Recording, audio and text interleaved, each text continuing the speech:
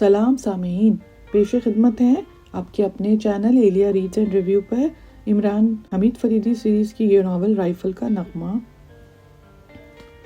لوسی drawing room کی طرف نکل گئی تھی اور پھر 20 منٹ کے بعد وہ واپس بھی آ گئی۔ سیکریٹری اسے گھورے جا رہا تھا کیونکہ وہ اس کے بیڈ روم میں ہی بیٹھا تھا تب تک۔ اوہ مسٹر گرے، وہ تو عجیب ترین تھا، تم سے بھی عجیب۔ میں سمجھی تھی کہ وہ کوئی ڈراؤنا آدمی ہوگا اور میں اس کے سامنے ہونٹ بھی نہ ہلا سکوں گی، مگر وہ تو انتہائی رحم دل اور معصوم آدمی معلوم ہوتا ہے۔ گفتگو کا انداز کتنا باوقار، کتنا شریفانہ تھا۔ کاش اسے یہاں پہ فریدی کے تھوڑا اپیئرنس کا بھی جھلکیاں مل رہی ہیں۔ کاش تم اسے اس وقت بھی دیکھتی جب وہ کسی درندے کی طرح سرکش مجرموں کو موت کے گھاٹ اتارتا ہے۔ یقین نہیں آتا، ارے وہ تو فرشتہ ہے، فرشتہ۔ اگر وہ فرشتہ ہے تو موت یا عذاب ہی کا فرشتہ ہو سکتا ہے۔ خیر ہٹاؤ، تو وہ آیا کیوں تھا؟ تمہارا خیال صحیح تھا، اس کا خیال ہے کہ ڈیڈی کی موت معمولی حالات میں نہیں ہوئی، مگر اس نے پوچھا تھا کہ ڈیڈی کے ہیری سے کیسے تعلقات تھے، اس کے علاوہ اور تو کچھ بھی نہیں۔ دوسری طرف شام کو آخر نیلم پہنچ ہی گئی۔ نیلم کیسے حمید فریدی کو ملتی ہے، یہ طوفان کا اغوا آلریڈی آپ کے چینل پہ اپلوڈ ہے، وہ ضرور جا کے، انتہائی شاہکار ناول ہے وہ بھی، ضرور آپ جا کے اس کو بنج لسننگ کیجیے، جیسے بنج واچنگ ہوتی ہے، ہم بنج لسننگ کہتے ہیں۔ شام کو آخرکار نیلم پہنچ ہی گئی تھی۔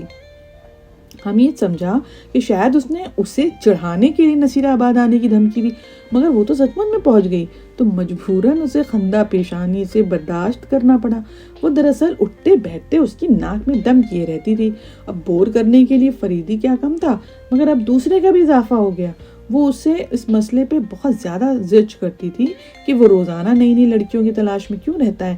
یہاں پہنچتے ہی اس نے سب سے پہلے کیا کہا، کیوں بابا بہت اداس نظر آ رہے ہو، کوئی گدھی نہیں ملی؟ جانے بابا، ابھی دونوں آ کے بیچ کے بولا، تم بابا کا پیچھا چھوڑ دو ورنہ اس بابا سے بھی محروم ہو جاؤ گی۔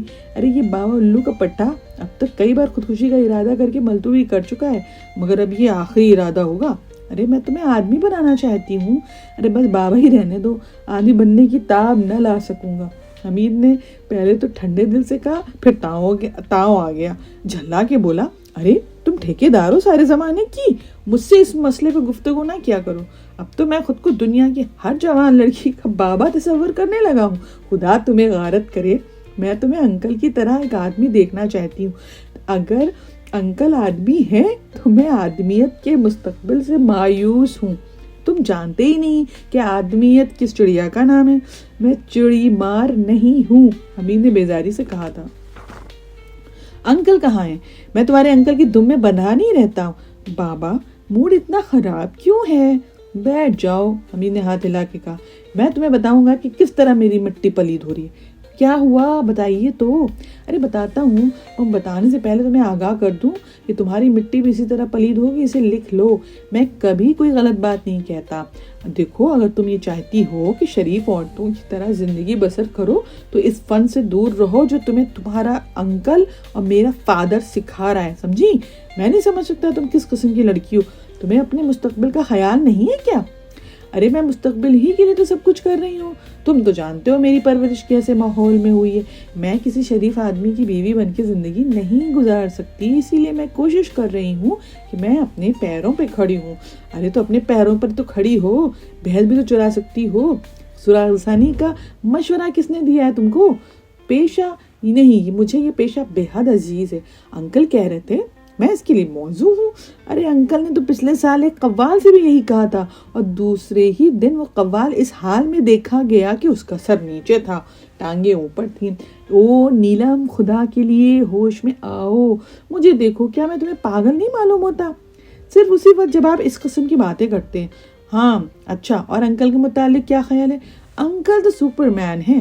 ہاں چلو دیکھو، اچھا یہ کیا لکھا ہے؟ حمید نے کاغذ کا ایک ٹکڑا نیلم کی طرف بڑھایا جس پہ تحریر تھا۔ آج تو قومی تہوار کا دن ہے، ہم سب خوش تھے اور مرجانہ ہمارے درمیان رقص کر رہی تھی، بس یہی دل چاہتا ہے کہ نشے میں ڈوبتے چلے جاؤں۔ نیلم نے بلند آواز سے پڑھا اور جواب طلب نظروں سے حمید کی طرف دیکھنے لگی۔ کیا سمجھی؟ کچھ بھی نہیں، کیا ہے یہ؟ تمہارے سپرمین انکل کی ہدایت ہے کہ میں ان کی واپسی تک اسی کمرے میں بیٹھ کر اس عبارت پہ غور کرتا رہوں. کیوں بکواس کر رہے ہو بابا؟ ہاں بیبی، میں بالکل ٹھیک کہہ رہا ہوں. خدا نے بڑا فضل کیا کہ تم آ گئی. اب ہم دونوں مل کر اس عبارت پہ غور کریں گے. بلکہ بہتر تو یہ ہے کہ تم مرجانہ کی طرح رقص شروع کر دو اور میں رم کا ایک پیپا منگوا کے اس میں چھلانگ لگا دوں. کیا یہ حقیقت ہے؟ ارے بیبی ہوش میں آؤ ورنہ بابا تمہیں تھپڑ مار دے گا.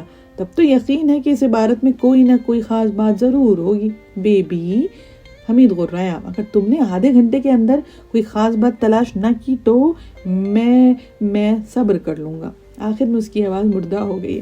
آخر معاملہ کیا ہے؟ کیس کیا ہے؟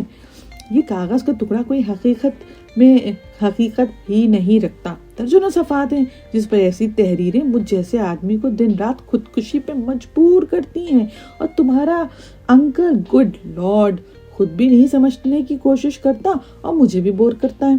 تب تو میرا یقین پختہ ہو گیا، اس میں ضرور کوئی خاص بات ہے. اچھا تو سنو، خاص بات یہ ہے آج صبح سے مطلب آلود ہے. للی نے شوخ رنگ کی لپسٹک لگائی ہے، ایسا معلوم ہوتا ہے جیسے کچے چوہے چھپا کے آئی ہو. ارے میں کہتا ہوں للی تمہاری آنکھیں بہت حسین ہیں. وہ کہتی ہے ہوں تو تم مجھے بیوقوف بنا رہے ہو. ارے میں کہتا ہوں للی مجھ پر رحم کرو. اور مجھے وہ اپنا سینڈل سنگھانے لگتی ہے. کاش وہ مجھے سمجھ سکتی، کاش وہ مجھے اسٹیج کا مسخرہ سمجھ کے بے اعتنائی نہ کرتی وغیرہ وغیرہ. بیبی، تمہارا انکل یہی سب کچھ پڑھتا ہے. کبھی اس کی آنکھیں چمکنے لگتی ہیں، کبھی وہ بھیڑیے کی طرح گھراتا ہے. بیبی بچاؤ، مجھے بچاؤ. حمید نے آنکھیں بند کر کے اس طرح دونوں ہاتھ آگے پھیلائے جیسے سچ مچ حملہ کرتے ہوئے بھیڑیے سے رحم کی بھیک مانگ رہا ہو. اتنے میں فریدی کمرے میں داخل ہوا. اس خوبصورت سی داستان کا یہ سلسلہ ہم یہاں ختم کرتے ہوئے آپ سے امید کرتے ہیں کہ آپ اگلا حصہ بھی ضرور سنیں گے. اگر چینل سبسکرائب نہیں کیا ہے تو کر لیجئے. شکریہ.